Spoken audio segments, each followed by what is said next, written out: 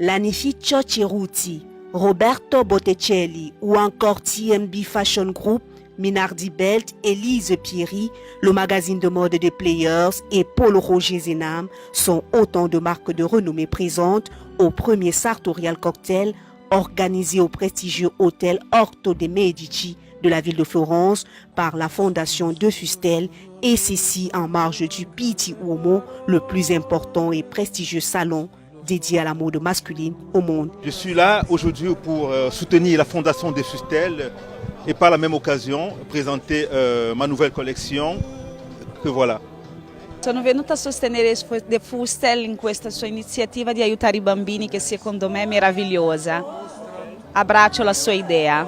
Objectif, intéresser le monde de la mode à la problématique du développement humain et de l'immigration.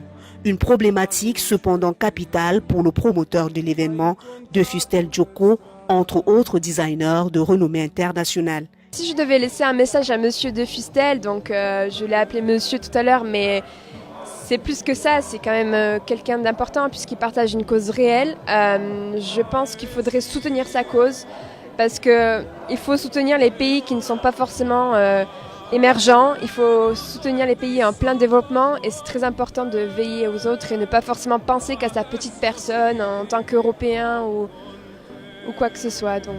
Le cocktail sartoriel a été aussi l'occasion pour le designer de présenter ses différents travaux effectués pendant 20 ans d'implication dans l'humanitaire devant un parterre de passionnés venus des 4 coins du monde pour la circonstance. Chacun avec une particularité dans le style.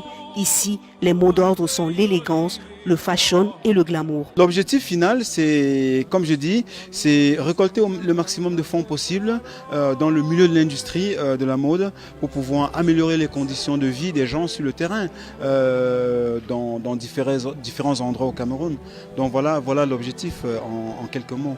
Un tirage au sort a été organisé à l'occasion par les marques Technomoteurs et Carbord de Mar, à l'issue duquel les heureux récipiendaires ont gagné non seulement une valise de cabine en carbone d'une valeur estimée à 700 €, mais aussi des bracelets de tendance. C'est dans une ambiance tout à fait conviviale que les participants vont prendre rendez-vous le 9 janvier prochain dans la même ville pour l'acte 2 du Sartorial Cocktail, un événement à ne surtout pas rater vu le succès populaire de la première édition. Hey!